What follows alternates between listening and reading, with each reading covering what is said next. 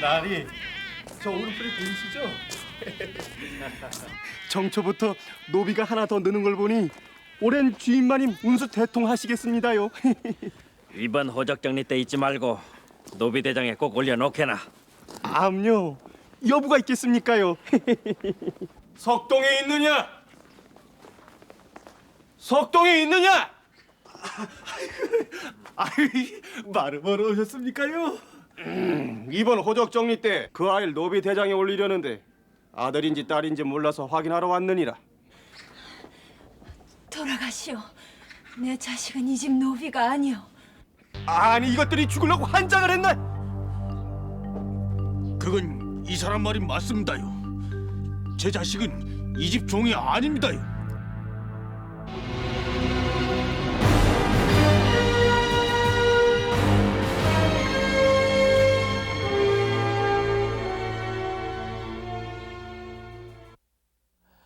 조선은 엄격한 신분 사회였습니다. 양반이 있었고 또 백성이라고 부르는 양인들이 있었고 그 최하층에는 노비들이 있었습니다.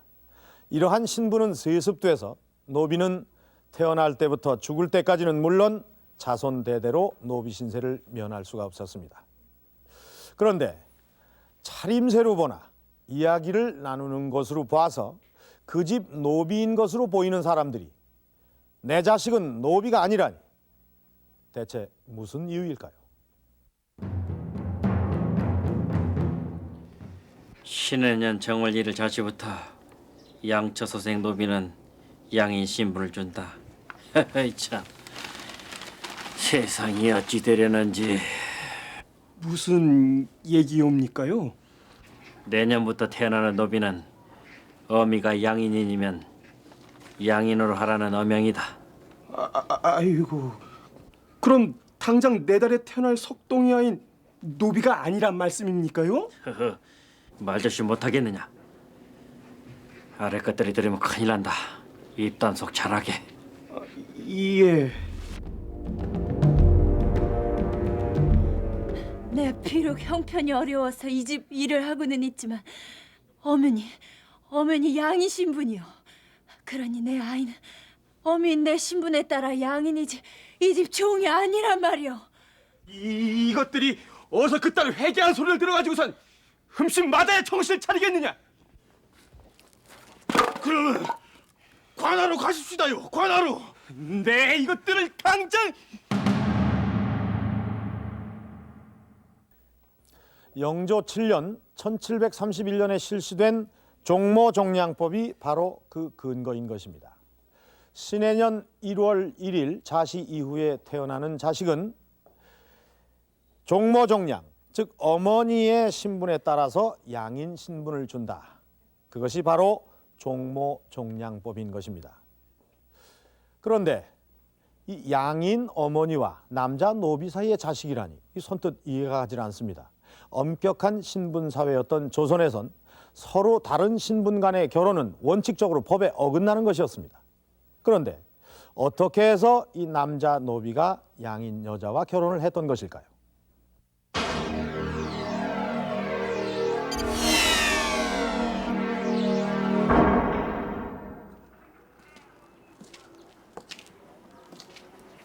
조선시대 노비들에겐 과연 결혼의 자유가 있었을까요?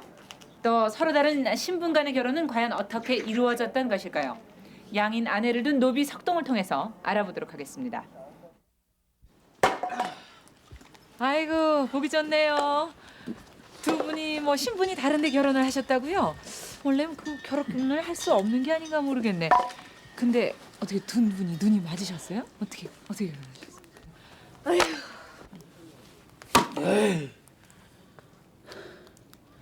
저 사람은 김가요. 양인이라서 어엿한 자기 성을 가지고 있어. 나는 석동이라는 이름 두자. 성도 없고 내 몸 하나 내 뜻대로 못하는 노비요. 어디 오고 싶어서 왔겠어. 다 그놈의 가난 탓이지. 아니, 가난 때문이라니 이게 무슨 소리죠? 내 아비가 이 댁에 농사를 지었는데 몇 해 전부터 병이 들어서 몸져 누웠다오. 아비 병관에 이 댁에 빚진 것만 해도 벼 10섬이 넘는다. 하루는 갑자기 이 빚독촉을 하더니만 그 빚을 못 갚겠다면 혼인을 하라고 합디다. 빚을 안 갚는 대신에 결혼을 해라? 어쩔 도리가 없었다오. 나만 그런 게 아니니까. 그 나중에 알았지만은 이 사람도 따로 마음에 정해둔 이가 있었답니다. 그 옆집 종인 금덕이라고 아이 하는. 그 참. 아이고 저 다시 나간 얘기를 왜 또 꺼내는 거요? 아니 그 옆집 종하고는 왜 안 된 겁니까? 말도 꺼내질 못해서 주인 어른께서 아시는 날에는 죽도록 맞는 일밖에 없으니까. 아니 옆집 종하고 결혼하는데 왜 죽도록 만나요? 남자 노비가 옆집 여자 노비하고 혼인을 하면은 거기서 난 자식은 네 집 종이 되겠소.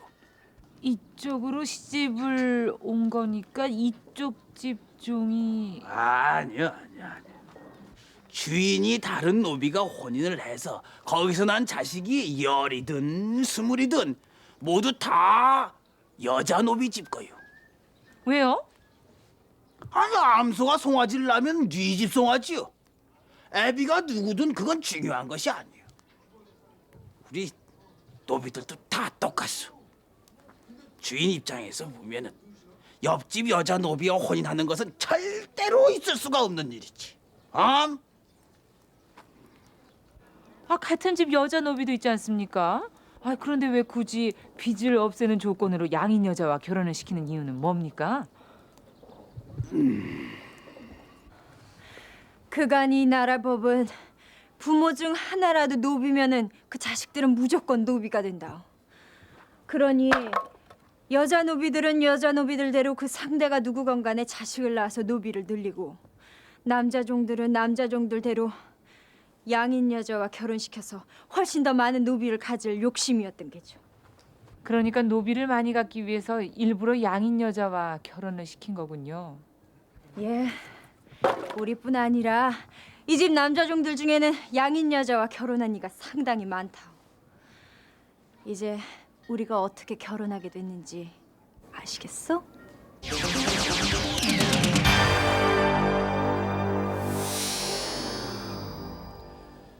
일천즉천. 부모 중 한 사람이 노비면 그 자식 또한 노비가 되는 것이 조선의 신분법이었습니다. 양반은 이 법을 이용해서 더 많은 노비를 가지려고 했다는 얘긴데 그것을 뒷받침할 만한 자료가 있습니다. 1609년 울산 지역 호족에 나타난 노비들의 결혼 행태 분석이 바로 그것입니다. 여기에 보면 솔거 노비라고 해서 주인집에 함께 살면서 주인집에 농사를 짓거나 잡일을 하는 이들이 있고, 또 이 외거 노비란 주인과는 따로 살면서 일정한 몸값을 지불하는 노비들을 말합니다. 여기에 나타난 남자 노비들의 배우자를 분석해 본 결과 전혀 뜻밖의 결과가 나왔습니다. 먼저 같은 노비 여자와의 결혼은 4%, 45.1%인데 반해서 양인 여자와의 결혼은 74%, 53.4%로 나타났습니다. 이것으로 봐서 남자 노비들의 가장 보편적인 결혼 상대자는 양인 여자들이었던 것입니다. 또한 이 주인들에게 심하게 간섭을 받았던 솔거 노비의 경우는 같은 노비들끼리의 결혼이 4%인데 비해서 양인 여자와의 결혼은 74%였습니다. 이것은 무엇을 의미하는 것일까요?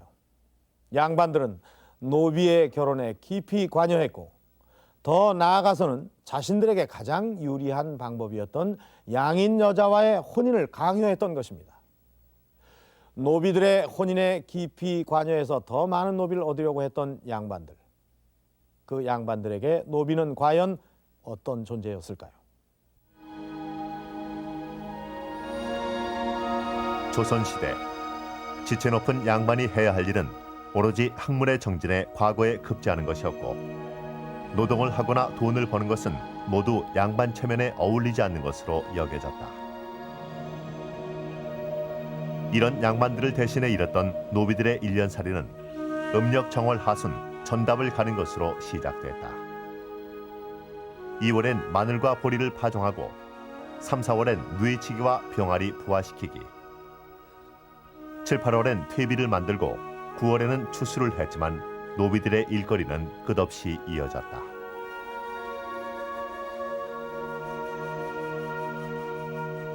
겨울이면 여자 노비들은 모여 앉아 배를 짜야 했고 남자 노비들은 전국을 돌며 장사를 했다.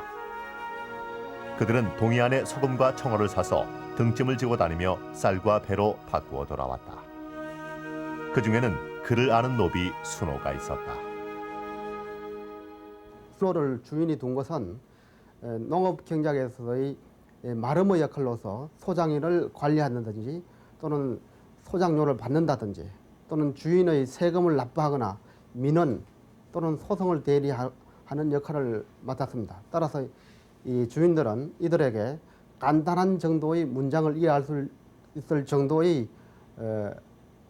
글을 가르쳤습니다.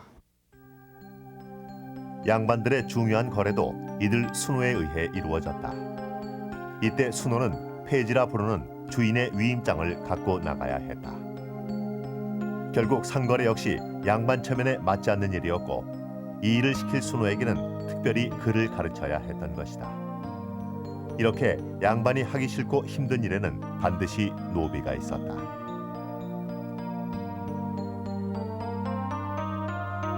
양반들의 조상 모시기도 예외는 아니었다. 부모가 죽은 뒤 3년간의 시묘살이에는 주인의 시중을 들며 함께 시묘살이를 하는 노비가 있었고 조상의 묘 관리 역시 노비의 몫이었다. 초상 기간 내내 담장 너머까지 들리던 곡소리의 주인공 역시 양반을 대신해 쉴 새 없이 곡을 해야 했던 여자 노비 곡비들이었다. 이 노비들은 양반이 손발이라 할 수 있는 소적이라 할 수 있었던 것입니다. 양반일 수 있었던 것은 바로 노비를 소유하고 있었기 때문입니다. 결국 조선시대 화려한 양반 문화도 이렇게 생산활동과 꾸준히 일을 도맡아 하던 노비가 있었기 때문에 가능한 일이었습니다. 더 나아가 양반들이 잘 사느냐 못 사느냐 하는 기준도 전답과 함께 바로 이 노비들을 얼마나 가지고 있었느냐 하는 것이었습니다. 정세진 씨, 네. 노비가 어느 정도 가치가 있었는지 관련 기록을 찾아봐 주시죠. 네. 경국대전 형조 규정에 노비의 값이 명시가 되어 있습니다. 16세에서 50세는 저하 4,000장으로 배 200필에 해당이 되는데요. 이것은 상등품 말 한 필과 같은 값이라는 해석도 함께 있습니다. 또 노동력이 떨어지는 15세 이하, 50세 이상은 그보다 낮은 저하 3,000장, 그러니까 배 150필에 해당이 됩니다. 노비 한 사람이 말 한 필 값이라. 아무리 천한 신분이라고는 하지만은 나라법에 사람 값이 매겨져 있다는 건 선뜻 이해하기가 어렵습니다. 하지만 이 가격이 매겨져 있었다는 것은 사고 파는 대상이 되기도 했다는 얘기입니다. 여기에 우리가 말로만 듣던 노비 문서가 있습니다. 이것은 30세 난 여자 노비와 8살, 4살 난 그 자식을 함께 매매한 문서입니다.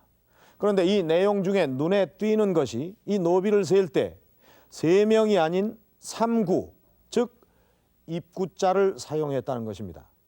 이 사전적인 의미로 이 입구자는 사람이 아닌 가축에 쓰이는 그런 단위입니다. 그리고 여기에 보면 전후소생 이러한 대목이 나오는데 이것은 거래 후에 여자 노비가 낳은 아이에 대한 소유권도 함께 넘긴다는 그런 내용입니다. 그리고 많은 도장들이 뒤에 찍혀 있습니다. 이것은 바로 관인입니다. 이것은 노비를 사고 팔 때 반드시 관에 신고하도록 법으로 정해져 있기 때문입니다. 이렇게 조선의 노비는 전답과 같은 재산 취급을 받았던 것입니다. 엄연한 인간이었으면서도 재산으로 취급받았던 그들은 어떻게 살았던 것일까요? 조선의 노비를 직접 만나보도록 하겠습니다. 우선 자기 소개를 좀 해주시죠. 충청도에 사는 덕노라 하오. 지금은 한양에 올라와 의금부에서 일을 하고 있어. 의금부라면은 국가기관 아닙니까? 그렇소. 나는 나라에 속한 노비라오. 일반 사가의 노비를 사노비라고 하고 나처럼 나라에 속한 노비를 공노비라고 하죠. 그 나라에 속한 공노비라면 주로 어떤 일을 합니까? 나는 지금 의군부에서 잡일을 보고 있소만은 지체 높으신 대군 나으리며 고위 관리들의 시중을 두는 것도 우리들이 하는 일이요. 아, 그것뿐이요. 관아에 필요한 물건도 우리 노비들이 만들죠. 종이며 무기 제조도 노비들 몫이고 정원 관리며 말 기르는 일, 또 요리의 토목일까지 이 솜씨가 좋은 이들 중에는 관직에 오르는 이도 있다오. 그러면 이 모든 공노비들이 한양에 있는 궁궐이나 관아에서 일을 합니까? 한양에 사는 노비들은 모두 그렇소. 하지만 나처럼 지방에 사는 노비들은 지방 관아에서 일을 한다거나 평소엔 농사를 짓죠. 대신에 한 해에 남자는 면포 2필, 여자는 1필 반을 몸값으로 바친다고.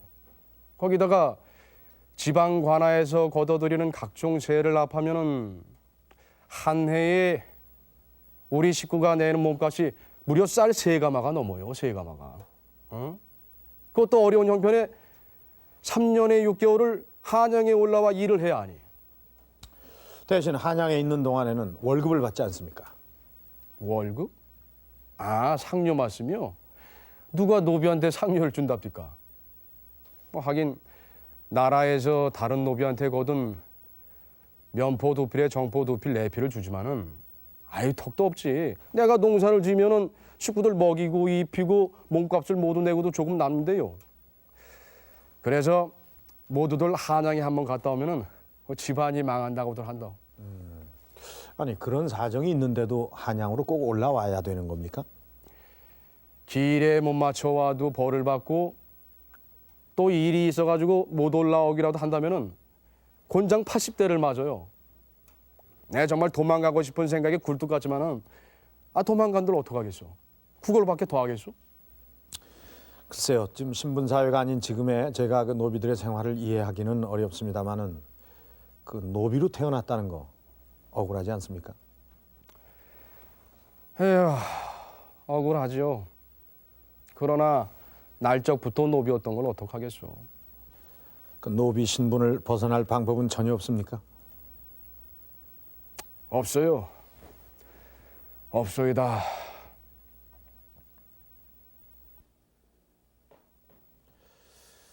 이런 조선시대 노비들의 수는 과연 얼마나 됐을까요? 조선 전기 성종 때를 기준으로 보면 당시 인구가 340만 명, 그중 10분의 1이 넘는 35만 명이 공노비였고 또 양반집에 있는 산노비까지 합치면 적게는 3분의 1, 많게는 조선 인구의 절반이 노비였던 것으로 추정되고 있습니다. 이렇게 당시 인구의 절반이 노비였던 관계로 조정에서는 철저한 통제관리책을 펴옵니다. 주인과 노비의 관계는 임금과 신하의 관계와 같아 주인에게 반항하는 노비는 곧 임금에 대한 반역죄로 여겼던 조선사회였기 때문입니다. 그러나 1592년 임진왜란이 일어나면서 전혀 예기치 못한 상황이 벌어지게 됩니다. 1592년 일본은 조총과 16만의 대군을 앞세워 조선을 침략했고 전쟁 보름 만에 임금은 피난길에 오른다. 그 사이 노비들의 분노는 터져나와 노비 문서가 보관된 장애원이 불타오른다. 그러나 조정은 더욱 심각한 문제에 봉착하고 있었다. 개국 200년 만에 맞은 전쟁. 조선은 싸울 군사가 없었던 것이다. 실제 전쟁 초 조령 지역 방어를 맡았던 장수 이일은 명령을 받고도 3일간 출전하지 못했다. 군사 300명을 확보하지 못했기 때문이었다. 이것은 국가 전망의 위기였다. 군대 나가는 사람은 조선에서는 군역은 양역이라고 그래가지고 양신분, 양인의 남자가 나가도록 되어 있습니다. 그러니까 노비는 원칙적으로 그 군역에서 면제됐죠. 빠졌죠. 대립, 자기가 안 나가고 누구를 대신 세운다거나, 그 다음에는 이제 군적 수포제라고 그래가지고 군대 나갈 사람 대신에 그 배를 받는 법으로 고쳐지게 돼요. 그러니까 임진왜란 당시 오게 되면 실제적으로 군대에 나온 사람은 아주 적게 됐죠. 조정은 군사를 일으키기 위한 비상대책을 세우고 결국 그 최후 수단으로 전쟁에서 공을 세우는 노비에게 면천, 즉 신분 상승의 길을 열어주게 된다. 전쟁에 참여해 왜군을 죽이는 노비에겐 양인 신분이 주어졌고 수에 따라 직위도 부여된다. 이듬해엔 군공을 세워 면천된 노비에게 과거 응시 자격을 주는 조치가 내려졌다. 조정은 또한 노비가 전사할 경우 그 자식을 면천시켜주는 정책을 펴 노비들을 전장으로 이끌어냈다. 결국 7년의 전쟁 동안 수많은 노비들이 목숨을 대가로 신분 상승의 꿈을 이루었던 것이다. 또 하나의 통로는 돈이었다. 농사는 짓지 못했고 군량이 모자랐던 조정은 노비에게 면천 증서를 팔았던 것이다. 면천 증서, 즉 면천첩은 처음엔 쌀 500석이었으나 후에는 15석까지 떨어졌다. 또 관리들마다 면천첩을 소지했다는 기록은 납부를 통한 면천 또한 상당수였음을 증명하고 있다. 이렇듯 전쟁은 국가 스스로 노비들에게 결코 열릴 것 같지 않았던 신분 상승의 길을 열어주었던 것입니다. 그러나 이것은 어디까지나 전쟁이라는 특수한 상황에서 일어난 일들이었습니다. 전쟁이 끝나자 조정은 이들을 다시 노비 신분으로 되돌리기 위한 방안을 모색했고 효정 때는 각도의 특별 어사를 파견해서 전쟁 중에 도망친 공노비들을 대대적으로 잡아들이게 됩니다. 그러나 이러한 정책은 무너져 내리고 현종, 숙종 때 면천첩이 발행됩니다. 그 조건은 이번에도 돈이었습니다. 현종과 숙종 때인 17세기에는 세계적인 이상기후로 흉년이 계속됩니다.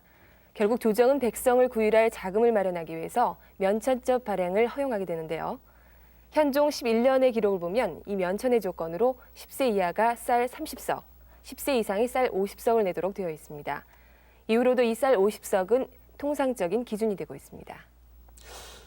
쌀 50석이라면 어느 정도의 큰 돈이었을까요? 쌀 한 석이 통상 면포 2필 반이니까 쌀 50석은 면포 125필이 되는 겁니다. 당시 남자 노비의 1년치 몸값은 면포 2필이었습니다. 그러니까 약 63년치에 해당하는 몸값을 한꺼번에 내야 했던 것입니다. 해마다 내는 몸값도 힘겨웠을 텐데 60년치의 큰 돈을 내야 한다. 글쎄요, 노비가 신분 상승을 위해서 이런 큰 돈을 마련한다는 것이 가능했던 일일까요?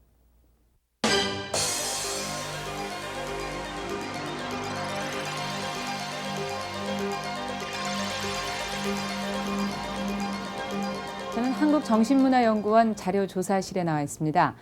제 앞에 놓여 있는 이 문서는 조선 중종 때 노비가 두 딸에게 재산을 나누어 주었던 문서인데요. 문서를 한번 보면은 그 재산의 주인인 아버지 산노비 복만이라고 이름이 적고 있고요. 그리고 앞부분에는 이 상속의 이유를 적고 있습니다. 그리고 이 장녀의 몫과 또 차녀의 몫을 재산으로 나누어 적고 있습니다. 그렇다면 과연 노비 복만의 재산은 얼마였는지 직접 현장으로 가서 확인해 보도록 하겠습니다.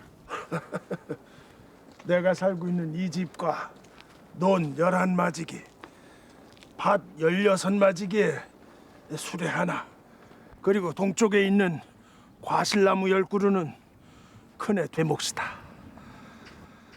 복금이에게는 똑같은 논밭과 서쪽에 있는 과실나무 10그루를 주겠는데 집이 언니 집보다도 매우 좁구나 해서 소 1마리와 곡식 5솜을 더 주겠는데 행여 이 일로 인해서 의의가 상하는 일이 있어서는 아니 되겠다.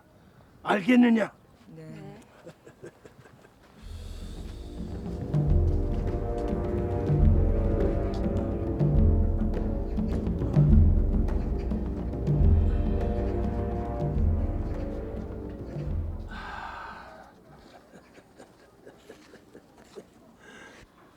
자, 이제 똑같이 큰 큰 솥과 작은 솥 하나씩, 옹기 5개, 도끼 하나씩을 주면 이제 재산을 모두 나눠주는 셈이구나. 얘기를 듣자 하니까는 재산이 상당하신 것 같은데요. 전부 얼마나 되지요? 논 43마지기에 밭 32마지기요. 한 마지기가 옛날로 치면은 150평. 그러니까 논과 밭을 합쳐서 10,000평이 넘고, 아까 얘기를 듣자니 집이 2채에다가 소까지. 어떻게 해서 이런 많은 재산을 모을 수 있었나요? 노비가 비록 천한 신분이긴 하지만 자기 재산을 가질 수 있고 또 재산을 자식에게 물려줄 수도 있소이다. 법적으로도 아무런 문제가 없소. 노비가 재산을 가질 수 있었다고요? 평생 주인 밑에서 일을 해야 하는데 어떻게 재산을 모으지요? 나처럼 주인에게 한 해에 한 번씩 신공을 내는 노비들은 자기 땅이나 다른 집에서 빌린 땅에서 농사를 짓고 정해진 몸값만 내면 되니 열심히 일하면 일한 만큼 내 몫이 많이 남게 된다오. 게다가 나는 이렇게 자식들이 있잖소. 내 이 아이들을 생각해 이날까지 정말 열심히 일했소. 모두 일해서 모으신 겁니까? 아버지에게 물려받은 재산이 좀 있었어. 그 외에는 아내는 밤새워 배를 짰고 난 열심히 일을 했어. 게다가 난 장사에 소질이 있었어. 틈나는 대로 화로와 철을 사서 낚싯대를 만들었고 겨울철이면 바닷가 마을에 가서 장사를 했지. 그걸로 물고기 알을 사서 오는 길에 장에다 팔면 100냥이나 됩디다. 그렇게 하길 수십 회였소. 그 사이에 주인하고는 문제는 없었나요? 젊었을 땐 여러 번 불려가서 매도 맞았어. 결국 내 목숨을 걸고 모은 재산이라오. 지금도 내 나이가 70이 넘었는데 이 핑계 저 핑계를 대면서 괴롭힌다오. 어쩔 수가 없어서 논 6마지기, 밭 1마지기, 큰 소 2마리를 상전 몫으로 바치기로 했어. 앞으로는 귀찮게 하지 않을 게다. 이 정도 재산을 갖고도 노비로 살아야 하다니 방법이 없었나요? 나에겐 없었어.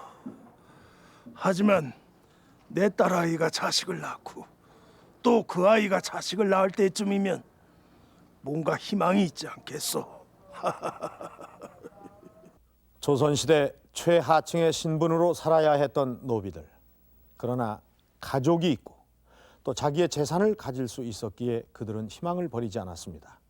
물론 양반의 종으로 있으면서 재산을 모은다는 것, 면천첩을 살 만큼 큰 재산을 모은다는 것은 결코 쉬운 일은 아니었습니다. 또한 면천첩은 일일이 왕의 재가를 받아야 할 만큼 조심스럽게 진행됐기 때문에 면천첩을 손에 넣기란 결코 쉬운 일이 아니었습니다. 그러나 그들은 신분 상승의 꿈을 포기할 수가 없었습니다. 그래서 많은 노비들은 최후의 선택을 하게 됩니다. 그것은 목숨을 담보로 한 도망이었습니다.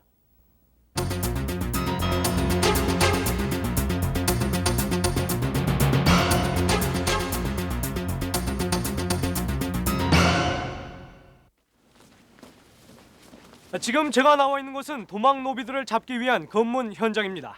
조정은 그동안 이 도망 노비들의 은신처 중에 유력한 곳으로 청나라와의 무역 중심지이자 해마다 3천여 명이 유입되는 이곳 함경도 장진을 지목해 왔습니다. 신분을 밝히시오.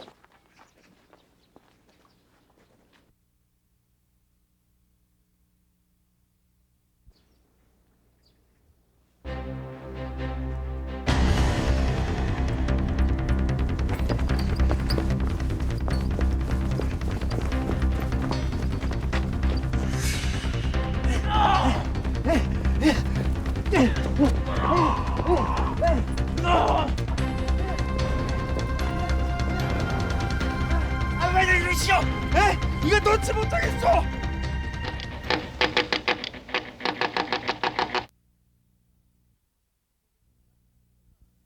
겉보기에는 그냥 양인인 줄 알았는데. 그렇소이까 이곳에 온 후로는 쭉 양인 행세라고 살았어. 아무도 내가 노비였단 건 몰랐지. 그런데 왜 하필 이곳에 오게 된 건가요? 일자리가 많다는 한양으로 갈까 광산 개발지로 갈까 하다가 풍문을 듣자니 이곳 장진이 목돈을 주기엔 좋다고 합디다. 청나라와 왕래하는 사람들이 많아 신분을 감추기도 좋고요. 이곳에는 언제 왔어요? 2년 전이요. 도대체 도망친 이유가 뭡니까? 그동안 노비 생활이 지긋지긋했어. 어떻게 하면 이 신분을 벗어날까 하여 나름대로 목표를 세워 여기 와서 죽자고 일했어. 이제 한 1년만 더 일하면 노비 신분을 벗어날 수 있을 만큼 돈도 모았어. 하지만 더 행복했던 것은 모두들 날 양인으로 대접해 주는 것이었어. 난생 처음 사람답게 대접받고 사는가 했는데 이제 잡혔는데 앞으로 어떻게 되는 건가요? 소식을 듣고 주인이 올라올게요. 하지만 죽어도 돌아갈 마음은 없으니 그간 모은 재산 모두 털어주고 타협을 해볼 생각이요.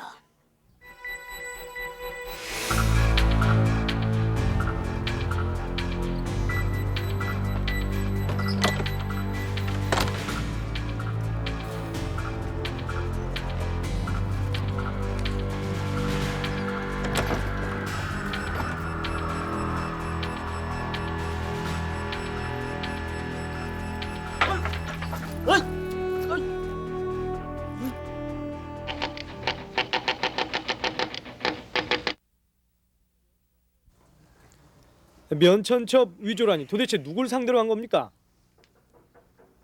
여기는 장사로 부자가 된 노비가 수두룩하오. 에? 하지만 나라에서 내리는 면천첩은 그 수가 너무 적어서 손에 넣기가 어렵고 특히나 도망온 노비들은 언제 적발될까봐 늘 불안한데 그 면천첩 한 장이면은 2다리 쭉 뻗고 잘 수 있지 않겠어? 도망온 노비들을 노렸다는 얘긴데 도대체 얼마나 팔았습니까? 그거야 말할 수 없어. 하지만 나 같은 사람이 여럿 있으니까 아마 수백에서 수천은 될 거요. 가짜 면천첩이 과연 효력은 있는 거예요? 그야 다 하는 수가 있으니까. 이게 다 나 혼자 한 일인 것 같소? 면천첩만 판 것이 아니라 관리들하고 연결해서 호적도 위조해 줬소이다. 아마 내가 입을 열면 여러 사람 다칠게요. 아니 도망온 노비들에 대한 대책이 그렇게 허술하단 말이에요? 관아의 공노비가 한 해 수백 명씩 도주하고 있는데도 손쓸 방도가 없어서 구경만 하고 있지 않소이까? 아니, 자기 노비도 못 챙기는 이들이 100이면 100 목숨 걸고 도주해온 노비들을 상대할 수가 있겠소이까? 에? 에? 결국 노비들이 도주를 감행할 수 있었던 것은 이 신분을 감추고 지낼 수 있는 여건이 마련돼 있기 때문으로 보입니다. 또 관리들의 통제력이 한계에 다다른 지금 앞으로도 이 노비들의 탈주 현상은 계속 이어질 것으로 보입니다. 그렇습니다. 노비들이 도망을 결심할 수 있었던 것도 도주 후에 먹고 살 길이 있었기 때문이었습니다. 조선 후기 상업이 발달하고 대규모의 광산과 목장이 들어서면서 새로운 일자리가 생겨났고 이러한 조선 사회의 변화는 노비들에게 새로운 터전을 제공했기 때문이었습니다. 이렇게 합법적인 면천이나 불법인 도주 등을 통해서 노비 신분을 벗어난 이들은 과연 얼마나 됐을까?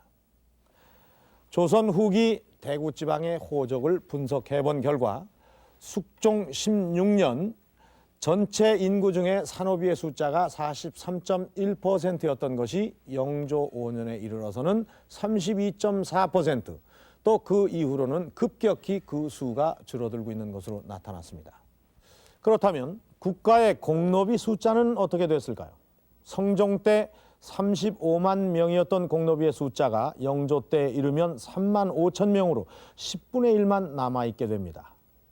바로 이때 영조는 종모종량법을 실시해서 양인 여자가 낳은 노비의 아이도 양인 신분을 주도록 한 것입니다. 이 법이 실시되면 노비의 숫자가 줄어들 것이 확실한데도 이런 어명을 내린 영조의 뜻은 과연 무엇이었을까요?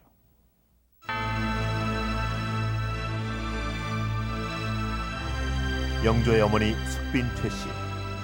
그녀는 궁녀들의 시중을 들던 노비 무수리 출신이었다. 그러나 영조가 종모종량법을 내린 것은 개인적인 이유 이전에 현실적인 고민 때문이었다. 그가 즉위하던 당시 국가 재정은 심각한 상태였다. 연이은 흉년과 기근의 여파로 백성들은 하루를 연명하기 어려웠고 군역의 폐단이 겹쳐 대규모로 유민이 되고 있었다. 결국 국가 재정의 한 축이었던 공노비와 더불어 군역과 세금을 담당하던 양인들 또한 급격히 감소하는 위기에 직면했던 것이다. 영조는 동요하는 노비들을 안정시키고 재정 위기 또한 해결해야 했다. 그리고 영조가 선택한 것은 바로 종모종량법이었다. 영조는 당시 국가가 처한 어려움을 양역 인구의 확보, 증대를 통하여 해결하라고 하였던 것입니다. 그 방법 가운데 하나가 바로 노양초소생 종모종량법, 즉 종모법이었던 것입니다. 16세기 이후 확대되는 양청교훈이 양역 인구의 감소를 초래한 주요 원인 가운데 하나라고 보았던 것입니다.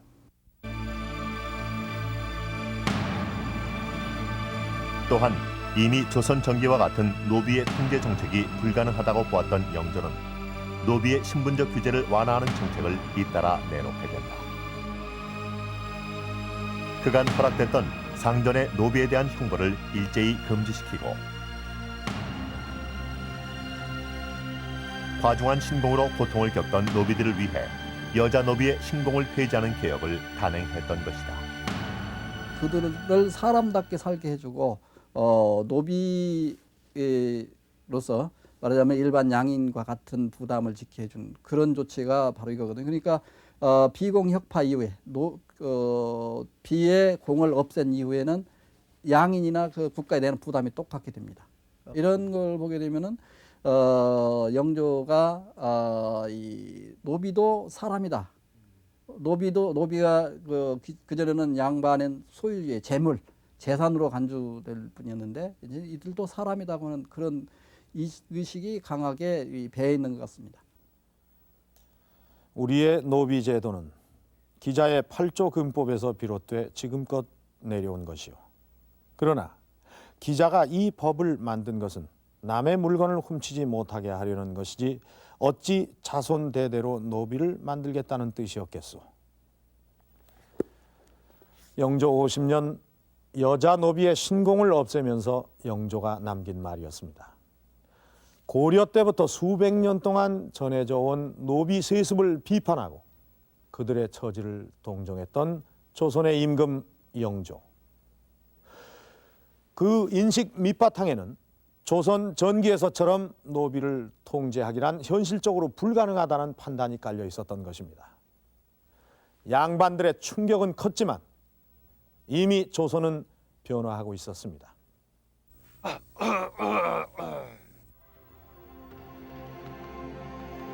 당시 신분제의 동요는 모든 계층에서 일어나고 있었다.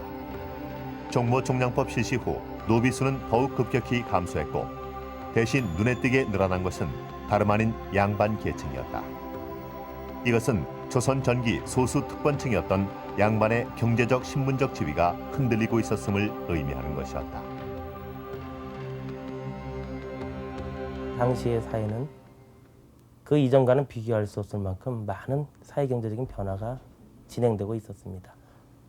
우선 누대에 걸쳐 이루어진 재산 상속, 분배로 인하여 양반들의 토지 소유 규모가 적은 노동력만으로도 경작이 가능할 만큼 영세해졌다는 점과 아울러 여기에 농민층이 분화하면서 무토불농, 즉 땅이 없어 농사를 짓지 못하는 다수의 농민층이 값싼 노동력으로 등장하고 있었던 것입니다. 이런 상황에서 양반들은 자기 소유의 노비 노동력을 이용하기보다는 농민 분화로 창출된 값싼 노동력을 이용하는 게 훨씬 유리했을 것이고, 또한 양반층 내부에서도 노비 세습제를 폐지하자는 주장이 나왔다. 실학자들이 그 주역이었다. 특히 영조가 극찬했던 우서의 저자 유수원은 인권 사상을 바탕으로 신분제도의 폐지를 주장했다. 유수원은 국가의 부강과 국민 생활의 안정을 위하여 모든 국민의 평등이 일어나, 다시 말해 모든 국민이 각자의 능력과 취향에 따라 하나의 직업인으로 만드는 평등적 개편을 성결과제로 생각하였던 것입니다. 이 배 두 필의 차이가 무엇이오? 하나는 양인이 세금으로 낸 것이고 하나는 노비가 낸 몸값이오다. 그러나 똑같은 배일 뿐 무엇이 다르오? 이처럼 그들 모두 다 같은 백성이 아니겠소? 이와 같이 노비 폐지론은 조정에서 거론되기에 이른다. 결국 이후 1801년 순조가 즉위하면서 공노비들이 해방됐고 1894년 갑오경장을 거치면서 이 땅의 노비 제도는 완전히 폐지가 됐습니다. 그리고 앞서 보셨던 영조 시기의 정책과 사회상의 변화는 노비 제도의 폐지로 가는 큰 디딤돌이 됐던 것입니다. 그러나 우리가 놓쳐서는 안 될 것이 있습니다. 노비 해방의 원동력이 되었던 것은 바로 노비 그들 자신의 노력이었다는 점입니다. 가장 어려운 시기에 희망을 잃지 않고 목숨을 걸고 앞날을 개척해 나갔던 그들, 한때 조선의 절반이었고 우리 선조의 절반이었던 그들, 바로 조선의 노비들이었습니다. TV 조선왕조실록 여기서 마칩니다.